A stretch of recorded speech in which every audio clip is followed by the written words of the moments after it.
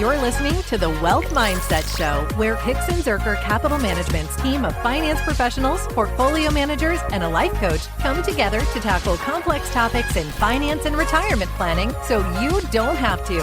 From investment strategies and wealth management to tax planning, retirement income, and aligning your money with your values and purpose, the Wealth Mindset Show offers the tools to thrive. All right. Hey. Welcome to the Wealth Mindset Show, where our Hicks and Zerker team dives into conversations about managing wealth, navigating retirement, and making smart decisions for a secure, meaningful future. I'm Austin Wilson, Director of Investments at Hicks and Zerker Capital Management. I'm Josh Robb, Director of Wealth Management at Hicks and Zerker Capital Management. And today we have Jordan Shaw joining us as one of our financial advisors to talk about a topic that this is a subtopic of something we've hit on before, which is the FIRE movement, which FIRE stands for Financially Independent Retire Early. Yep. And we had an episode a couple years ago about this. Yep. So this is a specific version of FIRE, and kind of what we're talking about is financially independent, retire early. Listen to that episode to kind of get the gist of it. There's different ways of going about it. True. How do you consider whether you're successful or not? Your approach to how you get there and when you get there, the amount of effort you put in on the front end versus later, all that stuff. Yep. This is one version, and it's called Coast Fire. And we're not talking about what happens all the time in California. No. Coast fires. Yes. No. No, this is about not a brush fire. This is not about a brush fire or either coast, actually. This is about, looking at your situation and determining maybe you've saved enough early on that you can coast. Yes. It's not coasting a into, verb, yes. not a noun. Yes. And let that money grow on its own, and you can kind of slow down your retirement savings and still hit your goals. So we're going to talk about how that works. We're going to talk about where it makes sense or where it doesn't make sense and how it might fit in to you having a fulfilling career in life. So you already hit on it, Josh. Yes. Coast FIRE means we're honing in on FIRE, financially independent, retire early, but we're talking about the coast part of that, which is, can you do a bunch on the front end, essentially front load your savings, and then just kind of chill out and have a lot of flexibility going on and going forward from there. So what does that look like? Yeah. So what it looks like is, again, there's going to be some math involved here, and everybody's different because how much they need to live on all those things. So when we're talking some of these, we're going to use some general numbers and terms. So you're going to have to find out for yourself what your numbers are to make this work. But what it says is, I know how much I need to spend when I'm retired. So $50,000, $70,000, whatever the number is. And then most people in the FIRE movement use a 4% withdrawal rule. That's kind of the old rule of thumb. They use that as their reference point. So in a sense, I need 25 times that living expense to know what my lump sum is to give me the money for the rest. So if it's $50,000, 25% of that is $1.25 million. All right. So if I have $1.25 million, I can take $50,000 out per year for the rest of my life and should have enough to survive. Now, should, because it all depends on markets and all this stuff. But historically speaking, taking 4% out for the rest of your time is a good rule of thumb. So that's their calculation. So then it says, okay, if I need 1.25 when I retire to start this withdrawal, how much do I need today that will grow to be there when I want to pull the trigger? Right. And the idea there with this Coast FIRE is, once I get to that saved amount, I'm done saving. You can coast. I can just coast. It'll grow on its own, and I will have what I need when I'm ready to retire. Yep. So you got to know, what age do I want to retire? How much do I need to live on? And then that backs the calculation all the way back to, and then what year will I be able to save enough so then I can coast the rest of the time? Absolutely. So a lot of math there, but that's the gist of Coast FIRE, is backing into a number to say, if I am 30 years old, how much do I need at that age to coast into have enough at retirement? And let's say retire early is 50. So how much do I need at 30 to have enough at 50 to take the rest out going forward? Jordan, what's that make you think? Yeah, it's really, I think that this is something where everybody kind of is doing these calculations regardless of if you're going FIRE, Coast FIRE, or regular, whatever you want to call that. It's just called retirement, normal retirement, right? So it's a matter of what's different with FIRE and Coast FIRE is the priority is as early as I can possibly do this, or as early as I can while still being able to maybe work a little bit or provide some additional income. That's where everything is focused. And it does focus around what can I spend or what do I have to save and things like that. But you always say this, Josh, like you can retire whenever you want, right? It's just a matter of how much can you spend. Do with it, You know, if I could retire tomorrow, but I could afford like a Happy Meal a year and that's it, you know? Yeah. So you have to know realistically what you're looking for, but it's what are your priorities? And the people who are specifically looking at Coast Fire are saying, how can I build flexibility into my life as early as possible? Yeah. Because that flexibility comes, if I know I don't need to save anymore, my need for income goes down because all I need to do is take care of today's living expenses. I don't need extra to save for the future because that compound or growth of my bucket will get me where I need to be. Right. And that's the other factor I didn't talk about is how much are you assuming it grows by? And that'll matter based on your allocation. Totally. So the next question, which is logical to me, is who can actually Coast Fire? Yeah. And the answer, I have a couple. Here's some Yes. interesting options. Yes. Number one, crypto billionaires who live in their parents' basement. Yeah. Those probably could Coast Fire. Tech people working at NVIDIA who have $100 million of stock options can probably Coast Fire. Yep. And any other ideas? Well, and again, the whole point of the FIRE movement is taking a very focused approach on saving to get you to a point where you are financially independent. That's the first part of that FIRE acronym. And the idea there is my assets are enough to take care of me. And that retire early is a relative term. Early to what? What were you planning on versus where you go? So who can do this? Anybody who's willing to front load their savings, and we kind of talked about that, is just saying, let's say I'm a 20-year-old just getting out of college, all right? And I'm saying, okay, I got a good job. I don't need as much of this. I could spend it, but I don't need all this income early on. If I start saving, I'm going to just accumulate, and it may not be, like you said, like, oh, I made the right decision on crypto, now I got a ton of money, or I look at all these stock options. It could just be from 20 to 30, I just have a higher savings rate. Right. And then I hit that accumulation number to say, now this can continue to grow from 30 to 50 and I'll have what I need. Yeah. And then at 30, that person who's doing this Coast Fire could say, okay, I may not have to do this high stress job. I could pivot to something that gives me more freedom, more flexibility, and earn enough just to take care of my needs. Yep. Or you take that extra money, keep the job, and you can save and shorten your retirement period or spend it on those things you want to do anyways. It just gives you the freedom. That's the whole point of it. You're giving up something no matter how you look at it. There's always a trade. When you're being a Always really a trade-off. aggressive saver young, that's great. That's an option, but you're giving up spending now. Yep. Joy and fulfillment in terms of what you can do with your family or what that is now in favor of doing it later. Yep. Mm-hmm. It's the other way. If you do everything you want to do now and don't save very much, you're going to have to live a different life as you get further along. It's all puts and takes. A couple other options of people who can realistically look at this, because yes, my Bitcoin billionaire, yes, that was kind of a joke, but people who just do really great at systematically maxing out retirement accounts at a young age are probably going to do a pretty dang good job of retiring at least earlier than their peers. Yeah. Right? That's just math. Yeah. That has more time for money to compound, and we know that time is going to help. And that's, when you look at these, the sooner I do this or sooner I focus on this, the less I need to save. Because again, the compounding is the key here. Yeah. So in my example, a 30-year-old versus a 40-year-old making this decision to try to get to Coast Fire, that's a significantly different number. Yep. From 30 to 40, it probably almost doubles on what you need to get that retirement. And You know who can do this? Yeah. Dinks. That's another acronym. Yes. Yes. Dinks can do 100%. this. Yes. Dual income, no kids. You've got the flexibility do right this. there. DINK, you can dual income, retire no at kids. 40. Yep. Yep. And that is very true. Jordan and I actually talked about this before we even had this conversation. It's like, I feel like this whole movement, they're not geared at, a single income house with kids and a wife. Like these people, unless you're willing to forego doing anything with your family, are probably going to be working a while, which is why you should do what you love with who you love. Or kid labor. Right. Or kid labor. Kid labor. We gotta work on that.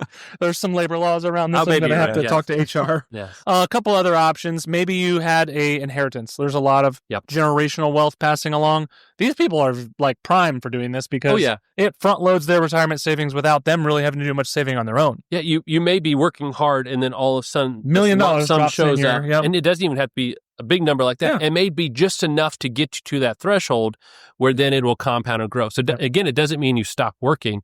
It just means at this point, you just need to cover your expenses. Yes. So you're right. It may not even be $1 million. It may be a couple $100,000, but that was all you needed to get your savings up to that number to then let that coast the rest of the I'm going to add a band. caveat to that mindset too, though. There is a sense of sustainability and longevity to Coast Fire. You need it to be able to provide for an even longer retirement, right? Yeah. Right. So the thought there with the inheritance or something acquired quickly, you need to have good management or know someone who can help you manage it. Because there's a proverb that says, wealth gained hastily will dwindle, right? But little by little, the one who gathers little by little will acquire wealth. So it's just something to think about. Like, you also need to have the long-term mindset, even though you're doing things in a compressed time to build wealth. It does need to have both. Well, and I think that that's just made evident by the fact that most people who get lump sums of money dropped into their lap from a variety of reasons, whether that be the lottery or inheritance or you name it, they do not do well financially. Right. Or even you leave a job and you get a big buyout or severance or those type of things. Those tend to disappear very quick. You're right. Mm-hmm. Have you ever felt overwhelmed by the complexities of managing your wealth? You're not alone. At Hixson Zuercher Capital Management, we specialize in helping affluent families and individuals navigate the complex challenges of managing their finances. Wealth management is all about combining thoughtful financial planning with active investment management to help you reach your goals. Our process is designed to guide you toward what truly matters because we believe wealth isn't the destination. It's a vehicle for something much more meaningful in your life. Achieving your dreams requires careful planning, smart decision-making, and access to high-quality investments. That's where we come in. We understand that complex financial situations call for deep expertise in investing, tax strategies, and retirement planning. But our approach goes beyond that. We integrate your financial goals with your core values, helping you visualize the possibilities your wealth can create for a secure future. If you're ready to take the next step, visit hzcapital.com/start to see if we'd fit into your needs and to schedule a call with us. Again, that's hzcapital.com/start. Now let's get back to today's episode. So the next question is, how do you know when to keep your foot on the gas or maybe take your coast? Yeah, it's or time to you coast. hit that number. You hit the number and you can chill. So how do you know that, Josh? Well, and so that would just be your goals and priorities, right? Is, okay, so I worked real hard to save. I got to that dollar amount where theoretically it'll grow to hit the point where I want to retire. All right. So what do I do now that I don't have to save anymore? Let's say I was maxing out my 401k. So that's, $23,000. I'm just round number. It's a little more than that. $23,000. I now have extra. What do I do with that? If I maxed out my 401k, that's $2,000 a month almost, right? Exactly. Do I spend it? Do I continue to save? What do I do? Yeah, or move do to I a taxable account. change my job where I don't have that extra income? True. So what are the choices? Now, keeping your foot on the gas means the longer you continue to save, that retirement age moves closer and closer. Or again, the other trade-off is I start spending some of that money now instead of putting it away and, start doing some of the things I want to do. It's all about trade-offs of freedom and flexibility. It really comes to your goals. Yeah. It's really what it comes down to. Jordan, when it comes to career choice, as you're thinking about this movement, how can you make changes as you get closer and closer to your goals? It's really keeping a pulse on your own priorities, how you're feeling about your career. And what I think is so different about Coast Fire, trying to differentiate it from the more well-known and older just fire, is the transition is more gradual. And I think that's a good thing. I can actually get behind this Coast Fire idea a little more than fire. I see this working better. Yes, absolutely. And it's just a matter of needing to be flexible, but with the whole thought of taking your foot off the gas a little bit, it might be you're checking in, you're keeping a pulse on how things are going. How is your stress level? Do you really enjoy your work, or are you ready to make the change financially and non-financially? There's all those things are coming into play here, and it's a constant thing, especially when you're approaching the time where you're starting to think, okay, my numbers are looking good. I'm seeing some flexibility opening up here in the next few years, and just saying, okay, maybe even having a trial period, like a little sabbatical or something like that to see, does this really work for me? Can I do something that I love doing that doesn't pay anything at all, while also having some additional income? There's a few different ways to do that. I see the main people in this is a high stress, high income job. Oh yeah. Is they say, man, there's a lot that this takes out of me, a big toll, but there's a lot of good income as a trade-off for that. I think of like a lawyer. Yes. Yep.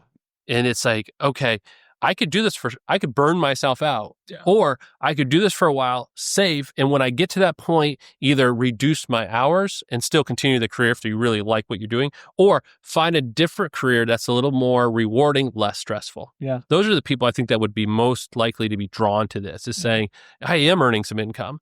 And if I focus in, I could save and get to a point where saving isn't needed anymore. Right. And now I can choose where to go. I think that's the part of this whole thing that's most appealing to me, is someone who doesn't want to stop working, but just wants to be in a lot more relaxed state. Yeah. Right. With a lot less pressure, because I just don't feel like people do well being idle. Yes. I think that having some sort of work, paid or not paid, is a very, very good thing.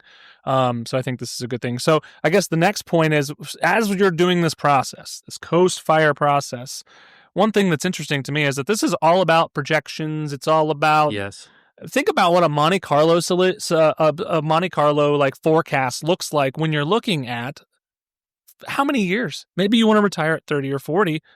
Holy moly, the 50 years. The deviation of outcomes is way larger than it would have been if you're only looking at 30 years or something like that. So I think that this is all about forecasting. But what are some things to look at? Because obviously these plans should evolve with the reality of your life and what's going on. What are some things to keep in mind? Well, you mentioned it. So let's say you start this project and you're not married, or you're married and you don't have kids. If life changes, you're going to have to reevaluate this. Yeah. What new expenses do I have that I didn't plan on? What changed? Because, those are the things, because you made a number based on your current situation. And so those are the big ones. And then just watching your lifestyle. Because if you take some of that extra income that once you hit that number and then you start enjoying a higher lifestyle, does that change what you want to do in retirement? Is that become a higher lifestyle as well? Right. So you got to reevaluate your current and projected future living expenses on an ongoing basis.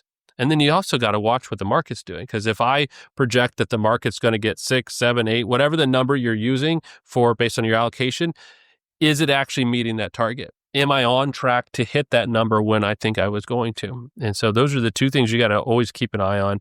And then along the way, it's, if I switch careers, what does that do to my taxes? All the things, healthcare. Maybe I go part-time now, I don't have healthcare. Well, that's a bigger expense I didn't plan on. There's all those things you got to factor on. So it's a constant adjustment along the way. Jordan, talk about how this is really important to be working with an advisor and checking in regularly because of the changes that go on. Yeah, the stress of the job that you're trying to get away from can probably very likely transition into the stress You'll replace it. I'm watching the market. Like, we see this all the time with new retirees, right? It's, oh my goodness, it's my portfolio okay? And it's like, they're not trying to do fire or Coast Fire or anything. These people who are focusing on this are, yes, high performers, but they're suddenly going to be in an environment potentially where they're depending on a lot less income and they're trying to do a lot more over a longer period of time in terms of experiences and spending and things like that. If you don't have someone to help you talk through those questions and run scenarios, projections, I'm not saying, people should be constantly like modeling, what if, because you can, that can bring its own sort of problems, but you do need to have, I would think you really need to have someone else in your corner, like an advisor, to say, okay, you've made this decision. We're all for it. We see that it's better for your life, your mental health, your family life, whatever it is. But here's some things you need to be realistic about with what the market's doing, what your finances are doing. And then the other thing too with it is someone there to help keep everything in perspective. Because again, the stress is, maybe you were in a specialized field. Once you leave and you're out for a couple of years, you may not be able to get back into it. You may have lost that ability. And that stress point of what if maybe my returns aren't what I projected and I have to go back to a more full-time work, but now I can't go back into the field I was good at. There's all those points you got to consider as you're making those decisions on how much buffer do you want? How much cushion do you need in those calculations?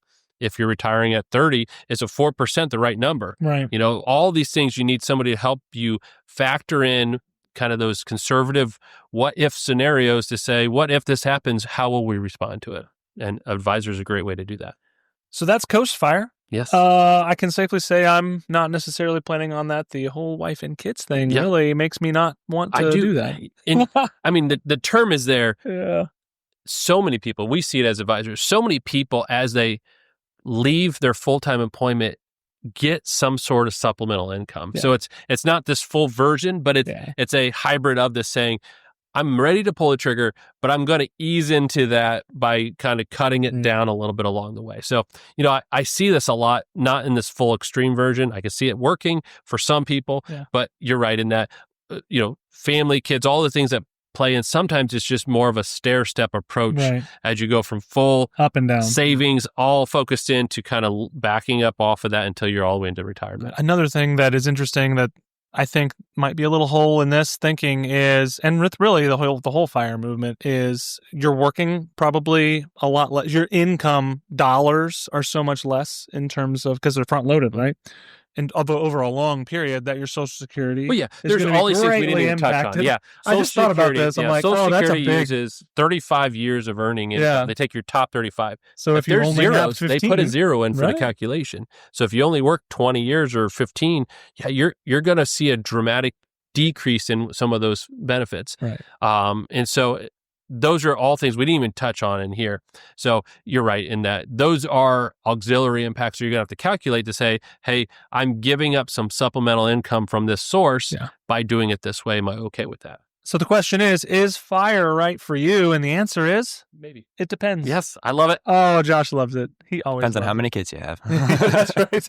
So that is FIRE, Coast Fire, as we talked about. If you found this episode helpful, please hit subscribe on whatever podcast player you listen to so you don't miss an episode. Also, head to thewealthmindsetshow.com to sign up for our newsletter, and you can see all of our show notes and resources on that website. And if you're ready to invest with us or have questions about what we do at Hicks & Zerker Capital Management, visit hzcapital.com. And until next episode, have a good one. All right, talk to you later. Bye. Thank you for joining us at the Wealth Mindset Show, where we tackle the complexities of finance and life planning to help you align your wealth with your values. We hope today's conversation provided value and clarity as you navigate your financial journey.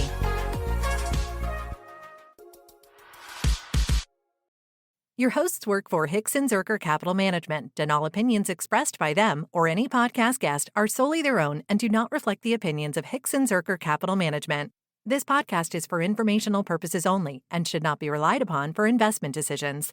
Clients of Hicks & Zerker Capital Management may maintain positions in the securities discussed in this podcast. There is no guarantee that statements, opinions, or forecasts provided herein will prove to be correct. Past performance may not be indicative of future results. Indices are not available for direct investment, and any investor attempting to mimic index performance would incur fees and expenses that could reduce returns.